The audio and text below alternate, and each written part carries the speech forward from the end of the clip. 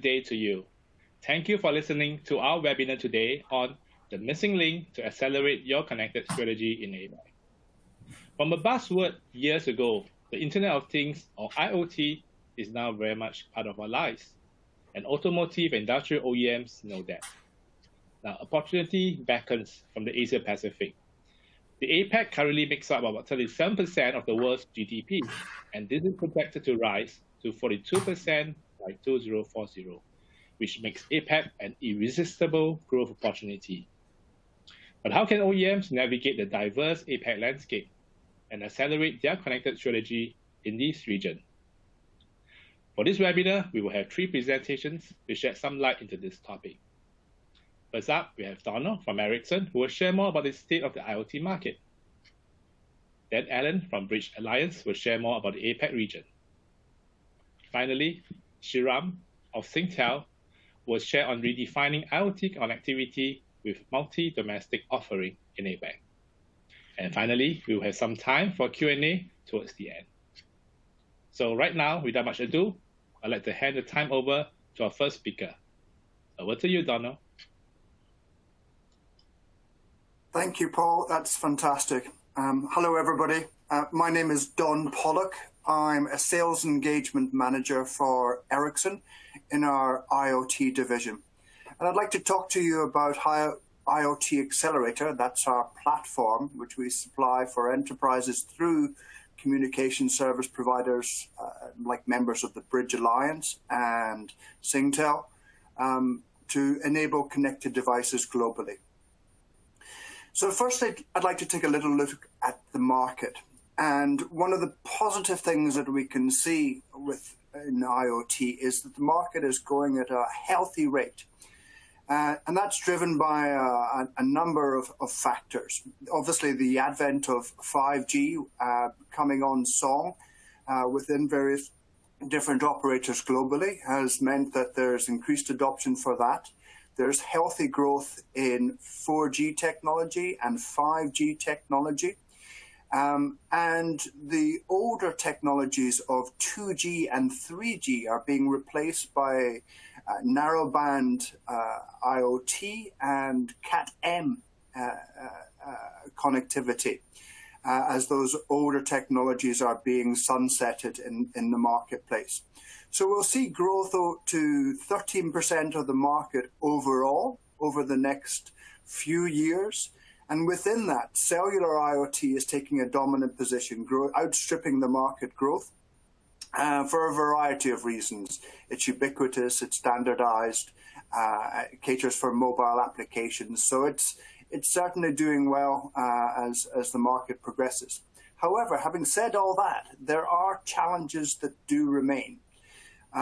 Effectively, if you're a global enterprise and you're looking to have connected devices in many different countries and many regions of the world, it can be problematic because there are substantial deployment costs, there are fragmented players within the ecosystem, different communication service providers that you have to deal with, and all that complexity can slow up the time to bring your new services or your cost efficiency measures to market. Or alternatively, it can lead in the operational context to a poor customer experience. And obviously that hampers the growth of this marketplace. Enterprises need to have control and have visibility of the assets that they have out in the remote locations and they're connecting to facilitate their business use cases and understand what's happening, ensuring that they're performing in a reliable manner. Indeed, also, one of the top concerns is security, ensuring that there is no vulnerabilities in the network as well. We have seen that COVID-19 has actually enhanced the position of IoT with different applications, people having to think out of the box about how they solve business problems in this context and using connectivity and cellular connectivity to achieve that. And that innovation that we're seeing from product manufacturers is one of the major drivers of IoT within the market. So what do Ericsson actually do within this space? Well, we support many different CSPs, communication service providers globally, with our technology platform that makes it easy for enterprises to implement their own particular use cases to solve the business problems and enhance their customer satisfaction in this particular area. We can connect anything, anywhere, with reliable global network coverage, making it easy to deploy devices within different regions of the world. Because we are providing the underlying technology infrastructure across the globe, we allow businesses to scale in a controlled and cost-efficient manner. We take the heavy lifting out of this platform to enable our operator customers to go and reach their enterprise customers in a very efficient manner. And of course, operating billions of connections globally for operators across the world in a global context for normal communication, we have the practice and operational capability that allows us to ensure that the networks are secure. And that in turn delivers exceptional customer experience, which is always very important, not only for the operators, but the enterprises that are using them, and then the end customers of those enterprises on the IoT network. So vitally important. To give you a sense of the scale of Ericsson's footprint within this arena, effectively we have 93 million plus connections, individual connections on IoT platform. Of those, there's a new technology called eSIM, which 20 million of those, and we believe that we're leading in that market area, and 9,000 plus enterprises from various different verticals, whether it be automotive or manufacturing or transport and logistics or other such verticals. We cater across that 9,000 plus enterprises. And that's all done through over 35 operators, of which many are in the Bridge Alliance and also in Singtel as well. So at that point, I'll end. I'd like to thank you for your attention, and we'll pass you on to Alan, who will take you through the next part of the presentation. Thank you. Thank you, Don. It's been great that you shared the global trend, and the COVID-19 pandemic has kind of speed up the adoption of IoT. And my name is Alan. I'm the Senior Vice President for IoT Enterprise Mobility Services within Bridge. MNCs has been seeking to deploy connected products in Asia, facing challenges with the region's diverse markets and regulations. I'm going to share with you a bit more about how Bridge managed IoT solutions provide you a unified managed service, enabling enterprises to procure, manage, operate, and optimize their IoT connectivity while leveraging the strong local support, Tier 1 support mobile operators in the APAC region.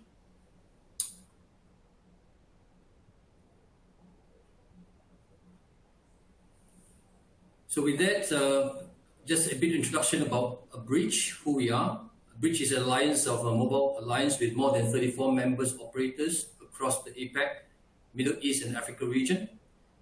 And we count about 1 billion subscribers across the APAC and Middle East Africa region. And we're really quite unique in the way that you find it hard to replace, to find another organization like us in the APAC region, obviously working with our rest of our partners in the APAC.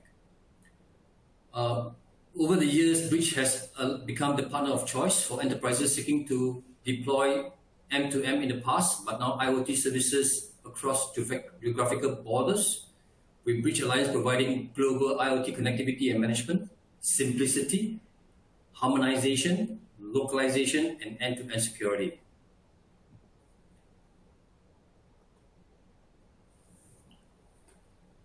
These are the Bridge Alliance strategic pillars of focus.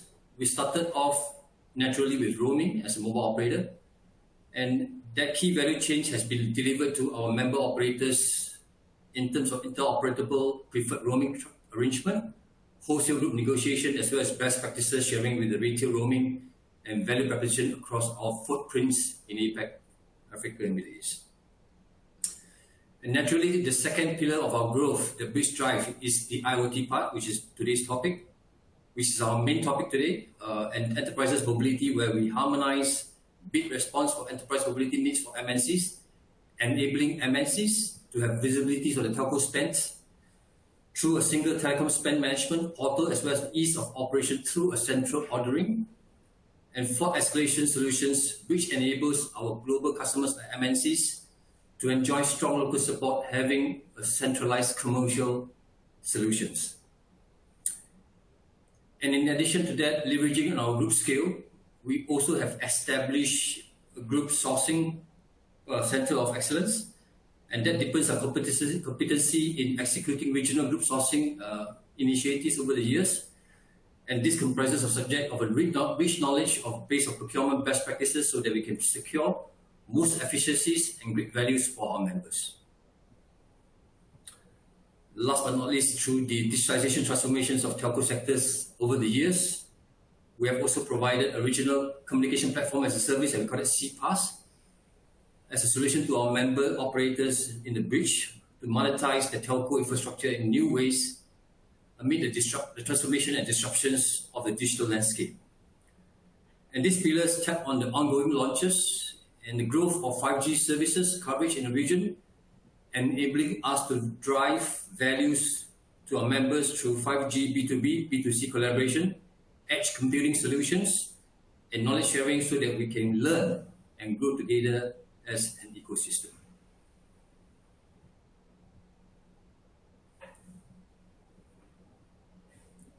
And challenges in deploying IoT solutions across APAC, and as I've shared earlier, I mean, these are the key challenges here. Market readiness is varying states of market maturity across APAC countries lead to different levels of IoT readiness and also in terms of adoption. Complex regulatory environments and certification requirements, the diversity of regulations and certification requirements in the APAC regions, a challenge in offering a unified customers' experience across different devices and markets. That can be quite challenging, especially in our past experience with some of the customers. Security of data, gathering and sharing results in different solutions required in some countries being stricter than the others. And again, I stress that different regulations in different countries, APAC, would have different requirements that they set forth. Lack of harmonized connectivity solution. Enterprises will need to work with multiple MNOs, which is mobile network operators, with various connectivity platforms across the region to ensure IoT devices are connected seamlessly. That is another challenge. Contracting and billing. While our global customers has been deploying solutions globally, but when deploying IoT solutions in APAC, certain markets require the enterprise to have local billing and contracting entities. So this is a note. And obviously, it will end with high challenge of high implementation costs, country by country approach increases costs for deployment. So these are currently the challenges that our customers are facing.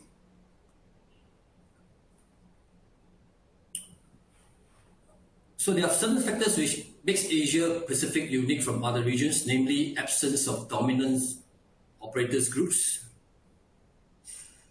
different levels of telecom market development across countries that can be quite challenging, and lack of roaming regulatory harmonized across markets.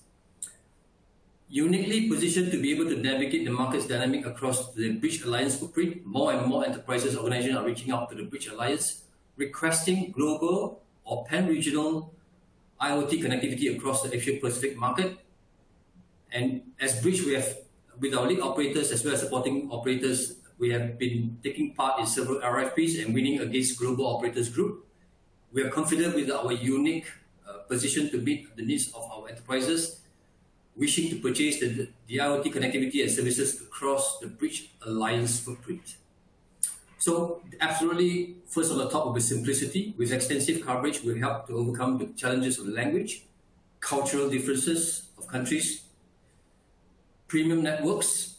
As mentioned earlier on, our member operators are at the number 1, number 2. So best-in-class mobility and connectivity services provided by Tier 1 mobile operators with local support. Increase efficiency, streamline your procurement, contracting processes with centrally managed approach, and lead operator model. And later on, my colleague Siram will share a bit more on that. And centralized cost and workflow management, providing visibility and control connections spread across multiple countries via bridge, enterprise, and IoT solution. And last but not least, obviously, the single point of contact, which will be greatly reduces the effort and cost for enterprises.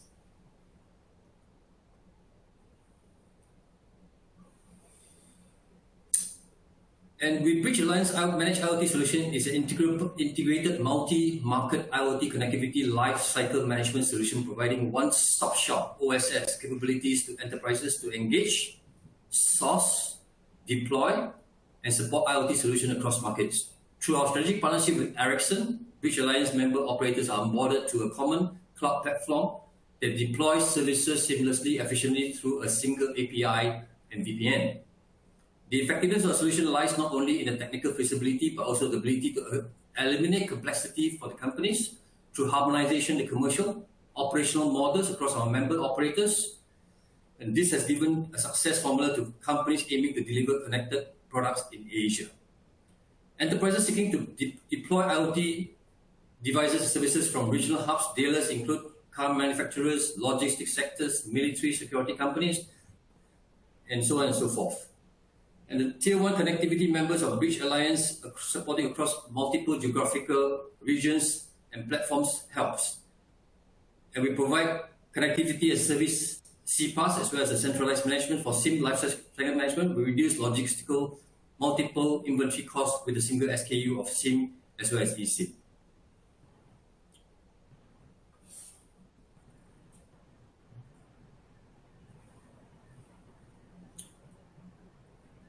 And with the local knowledge and expertise, we provide enterprises with strong connectivity and mobile coverage in Asia-Pac, leveraging on our Tier 1 members again across APAC.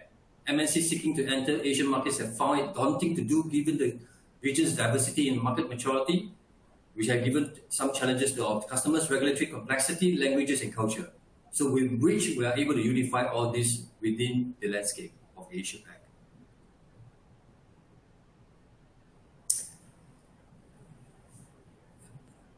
And for here, more advantages of Bridge Alliance approach, we have a centralized delivery and local support, single contracting centralized. The solution provides a unique model where enterprises can enter into a contract relationship with one lead operator without the need to navigate through multiple contract negotiation. And through our inter-operator agreements, the lead operator will be able to sell single billing party for the enterprise and project managers across our different footprints in APAC. Our unique value proposition is unlocking Asia for companies to rapidly roll out their connected products, has attracted customers and partners across the globe. The momentum of the growth is increasing as enterprises are moving their connected products in Europe and US and obviously into Asia. Similarly, we are seeing Asian companies driving connected products, notably automobile manufacturers from Japan, consumer white good products from Japan, and more coming as we speak. With that, I will end my presentation and maybe I will hand over to you, my colleagues, Siram from Singtel, who will share with you more about the APAC region. Over to you, Siram. Thanks, Paul, Don, and Alan. My name is Sriram, and I'm responsible for the IoT product development and management at Singtel. You just heard from Don and Alan talk about the challenges and opportunities in Asia Pacific. And you also heard how we've come together to create this great partnership and make it easier for global customers to avail our multi-domestic IoT regional connectivity in Asia Pacific. This is obviously going to help the customers in their business needs for the years to come as such. As Alan pointed out earlier, Asia Pacific is a very, very difficult terrain for global enterprise customers to deploy connected assets in this region. I mean, predominantly you will hear them doing this in Europe, in Americas with these because for the very reason they work with specific MNOs who can cover the whole region. For the very fact that Asia Pacific is fragmented. It is obviously challenging, and that's where this alliance approach helps the whole scheme of things to be able to approach these customers and address their connectivity needs in Asia Pacific. But before I explain further, for those who do not know much about Singtel, and I just want to give a bit of an introduction about who we are.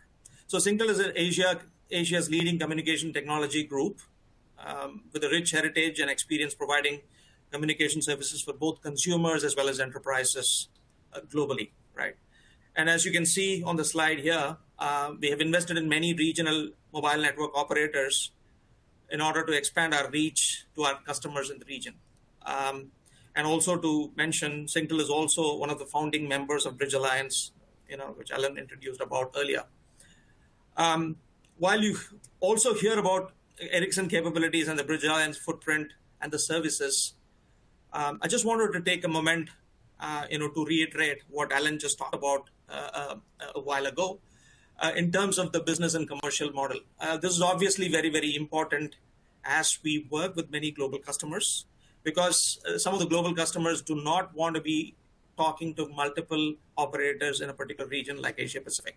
So it's obviously important for somebody to take this lead role. It also is important to have that organization have global entities who can do business with those global customers as such, irrespective of the industry and verticals they are from. So the whole concept here works with the model of lead operator and supporting operator.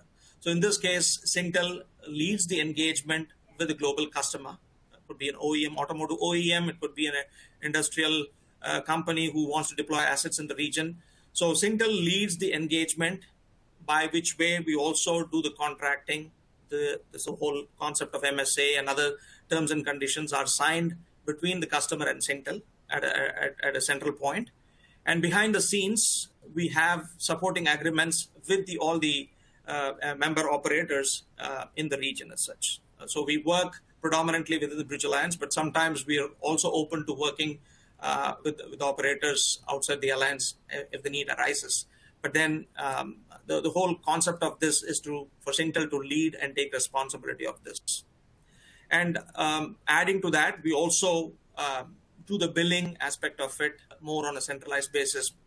When we deploy services for multiple countries, it is also important to be able to provide a single pane of glass from a platform and technology perspective, but also be able to provide that single billing for multiple countries and the connections being deployed for that particular customer. So that's something which we're able to achieve from a central point of view, and Singtel can offer this with the support of Bridge Alliance and the operators behind the scenes. So this is very, very important in the whole journey as such. So for certain markets, while we provide, most of the markets, we provide localized connectivity, because it is very, very important to be able to offer that localized offering, because certain verticals do demand a localized connectivity for performance reasons, for regulatory reasons, as we talked about earlier. But in certain countries, because of market maturity, we might also be able to provide roaming. So we're able to provide this hybrid offering. While the focus is predominantly on localized offering, we also provide roaming connectivity for certain markets, and also be able to bring that commercial model for those end customers to make it easy.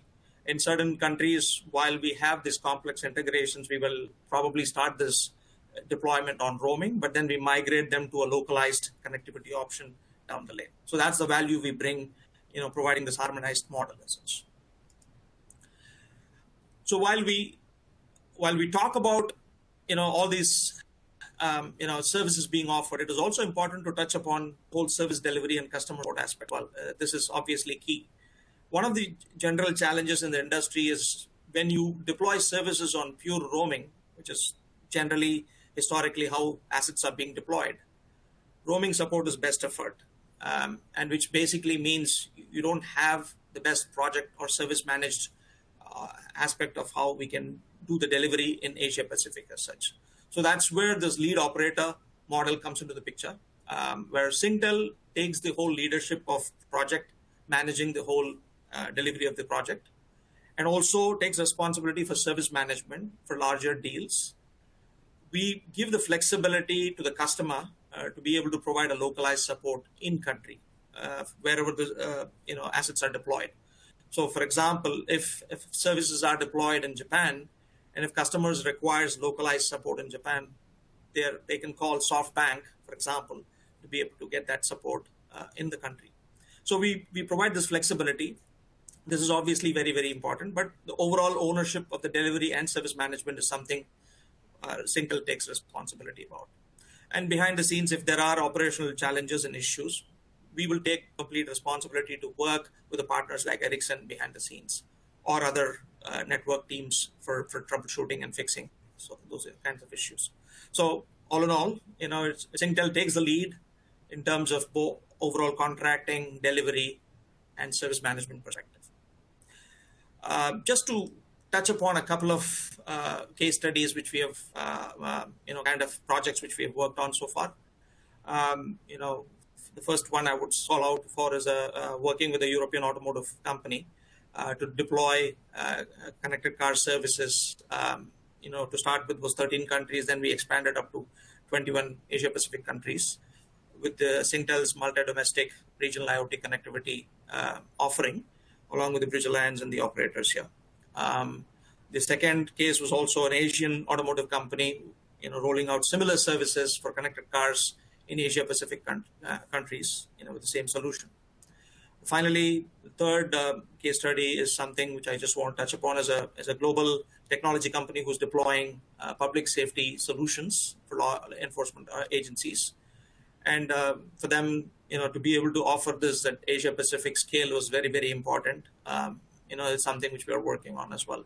So as you can see from these models, we were able to demonstrate, coming together with the alliance of operators, we're able to deliver this complex but innovative solution in the market to ease the pressure for enterprise customers to deploy services in this part of the world. That's all I have for today. Happy to take more questions. Have a nice day. Over to you, Paul. Thank you, Sriram. And thank you, Donald and Alan, too.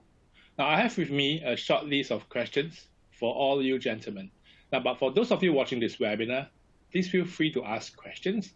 Now, you can do so from the Q&A section. If you look down at it, there's a plus button. Click on it, and you can send in the questions, right? And someone from the team will get back to you. So anyway, back to you, gentlemen.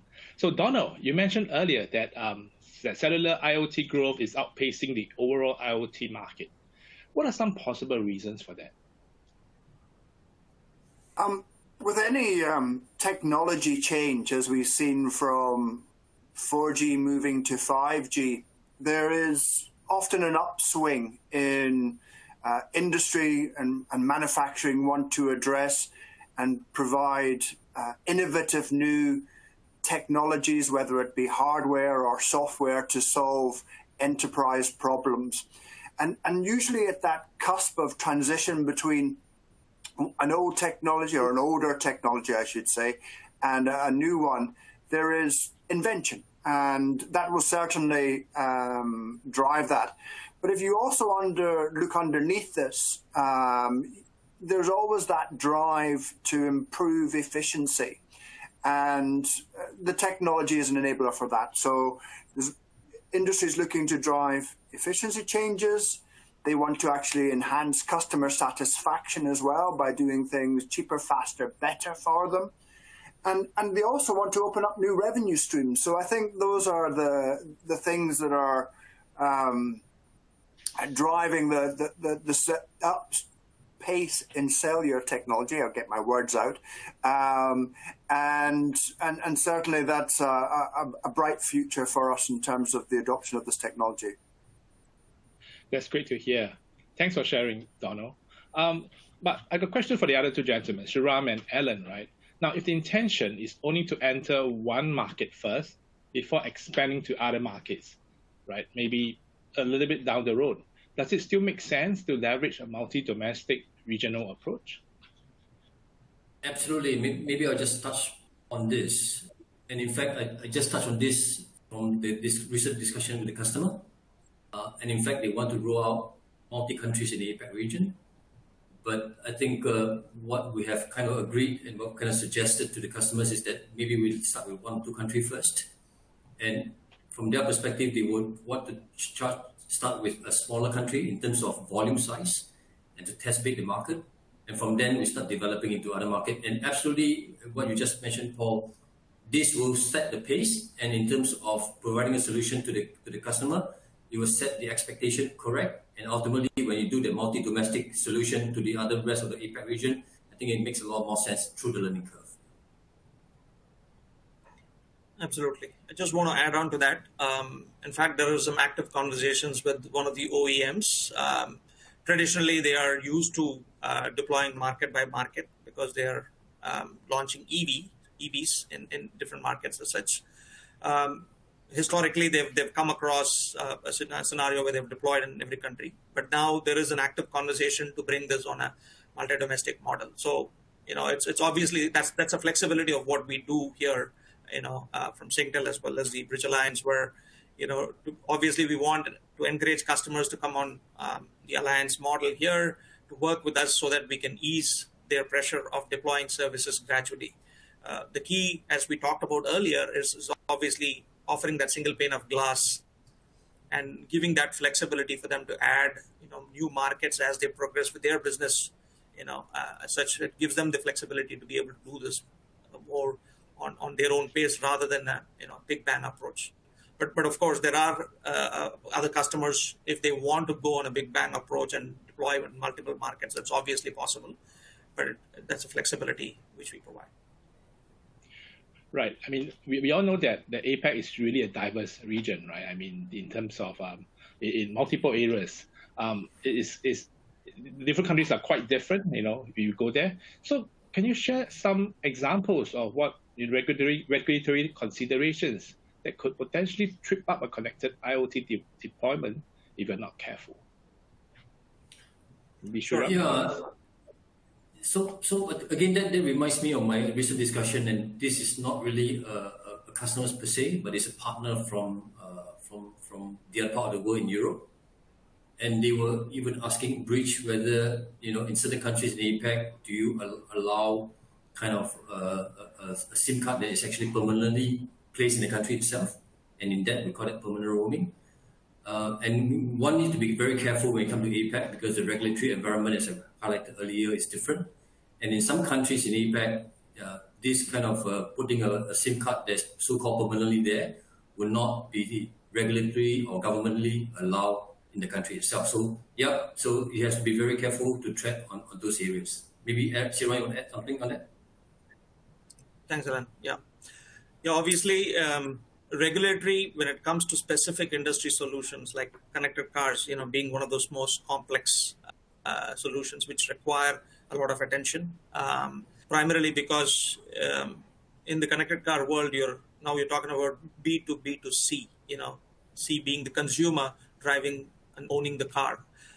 Obviously, there are regulations in terms of collecting information from those individuals who will be using the services, connected car services.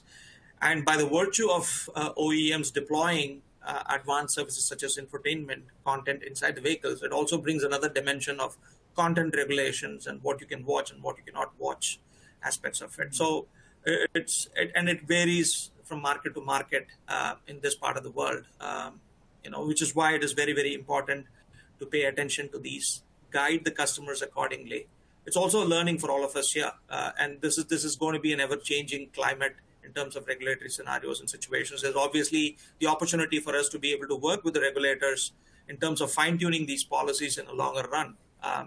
Let alone markets like China and India have more stringent policies. So it's for us to navigate these through, learn, and also guide our customers accordingly from those perspectives. So these are aspects we put a lot of focus on from the Alliance perspective and our individual operator perspective. Right. Thank you. Now, Shorten, I know you mentioned connected cars a few times, and I believe the other presenters as well. So could you share some other examples of use cases, that have tapped on your regional connectivity solution?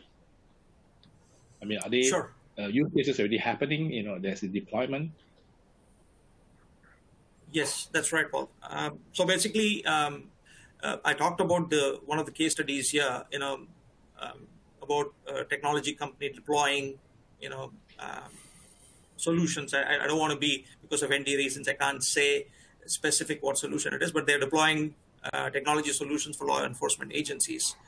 If you look at the whole solution, all of this now is almost like a turnkey managed services being offered to the end customer. And for this particular enterprise, a technology company, to be able to deploy this in market by market, taking a particular auto OEM approach is obviously going to be difficult, because the infrastructure to support this whole solution might be very much regional, because some of these customers do deploy their applications on the cloud.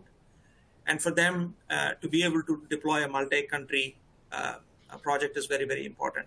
And this is outside the automotive domain, that's what I'm saying. So for them to be able to deploy these services on the cloud and to be able to have a seamless connectivity into that application cloud, which is very, very important. So this is obviously a non-case.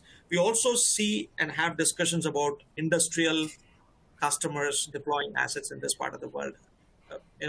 Traditionally, those assets are being deployed on roaming basis. But how, if you have to scale connectivity in this part of the world, when you talk about hundreds of devices, not a big issue. When you talk about thousands, it gets a little complex. When you talk about hundreds of thousands in the future, based on whatever the market projections are, to be able to do this on roaming is going to be very, very challenging, right? It is required to have that local expertise.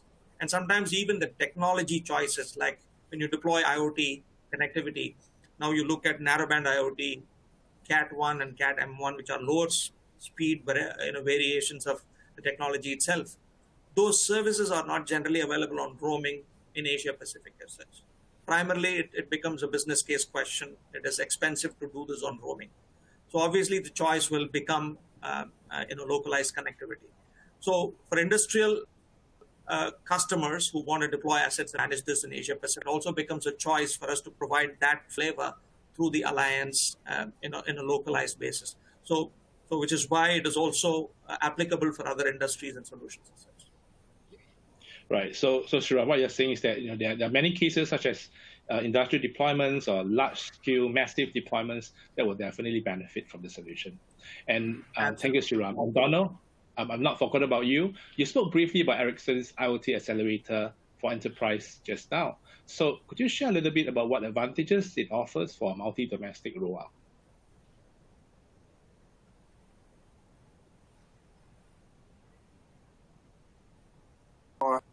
Singtel and Bridge Alliance members to do multi-domestic capabilities, having a single point of contact and contract, which both Alan and Shriram mentioned. Faster time to market, because you're reducing the complexity of the number of parties that you have to deal with. And that obviously faster time means lower costs, which is obviously a benefit. A uniform approach to handling the connections that you have, which again means that the operational resources that any enterprise has to dedicate to their IoT networks is reduced. And we've talked quite a lot about regulations, and it's regulatory compliant, ensuring that the data is confined to the right areas, or that the necessary stipulations are in place regarding permanent roaming. So we can expedite all that within our platform, and ensure, because of how we deploy the platform, the ability to meet the application requirements, which in turn is really important for the customer satisfaction of the enterprises. Thank you so much, Donald. Maybe I just want to add something to that as well, Paul. If you allow me to do so. As Don pointed out, the flexibility is important, and we're able to work very easily with Ericsson to be able to deploy this for multiple countries, because as you can imagine, with many operators within the alliance, the onboarding process, the integration process is something which gets very seamless, and it gets better by the day. And when we talk about integrations with enterprises also, as Don pointed out, the single pane of glass and single pane of integration saves a lot of time and cost for enterprises. When they deploy a large, asset management solution, for example, in this region, it takes a lot of time for them to be able to do this complex integrations, especially when you talk about eSIMs and integration, it is complex. So obviously working with Ericsson and other partners, the ease of deployment, onboarding is much easier for both operators like ourselves, as well as the enterprises. Thank you. Now, I have a last question over here, and my question is, would you have any advice, or what advice would you have for a connected device OEM that wants to enter the APAC market right now? Maybe I can go around the table, so to speak. Maybe Shriram, you want to start first? Sure. So when we obviously engage, this is an important aspect of discussion, Paul. You hit it on the nail. Depends on the vertical, obviously. Connected car, as I said earlier, connected car situation is obviously tricky. There are multiple aspects you need to focus on, starting from the whole concept about deployment in the region, whether it's country by country or a big bang approach. It's something which is obviously very, very important. It is also important to understand the services being deployed as part of that, when it comes to that vertical. But broadly so, if you look at it, whenever you deploy assets, the device which is used for, connecting back to the application cloud to send data, it's always important to look at the certification of that device or the device approval. In certain markets, you go through certification process. In most of the markets, you have to go through a device approval process. So it's obviously important for the customers to look at that as a primary. It is a general phenomenon in the industry that most of the enterprise customers are aware of this. But it's just that because of the concept of M2M, mission to machine, sometimes there are specific approvals they will have to seek in certain countries as such. So that's something which you have to look at. And based on the services you provide, you're providing an industrial service and you're collecting data which doesn't have any personal information, then it is not as tricky. It's still important to understand what data is collected, where is it stored. In certain countries, you have data residency requirements as such. In certain countries, you have location data which cannot exit the country. So there are certain considerations when it comes to what kind of data is being collected and then stored and processed accordingly. And as I said earlier, if you don't have a consumer data, complexities are lesser, but doesn't mean that you don't have the regulatory positions you need to look out for. So depending on the industry, and depending on the solution and data being collected, these are some of the guidelines you will need to look at that point. Wow, sounds like there's a lot of considerations. Best give you a call, Shriram. Happy to do that. Maybe to add what Shriram just mentioned, I just want to illustrate a case study where we're working with a company who's doing asset tracking. Naturally or unnaturally, but they kind of selected Singapore as the first test bed. Maybe the regional headquarters are based here in Singapore. Maybe Singapore is also a smaller market in terms of asset tracking. It's a small geographical area, so it's easier to implement. But absolutely, the POC in Singapore will last about 3 months. And the idea here is that from the customer perspective, they definitely want to springboard this into the rest of the country, namely in Thailand, Indonesia, and the rest of the APAC countries. So that could be a piece of very good case studies for people to compare, and taking it to small countries like Singapore, springboard into the rest, learning the experience from there. But obviously, we still need to pay attention to the regulatory environment in the APAC in different regions again, and then you can springboard into the other places and other markets in APAC. Thank you, Alan. Very good advice. Donald, you got something to add? Yeah, I'd like to say something. I think that in any introduction of new technology, there has got to be a learning experience. And what better way to do that than to find a trusted partner that you can take the journey with, that has the knowledge, experience, and skills to address this. And I think the examples that my colleagues on the call have given, both Alan and Shriram, put them in a very strong position for doing that on the basis of a very strong platform that Ericsson provides to them. So thank you. Thank you, Donald. And thank you, everybody, for your time to do this presentation and to answer the Q&A. So once again, if you're watching and you'd like to ask some questions, please feel free to look up the Q&A section, hit the plus button, over there and send us some questions, and someone from the team will get back to you. So anyway, thank you so much for joining us today. I hope you have enjoyed this session. Bye-bye.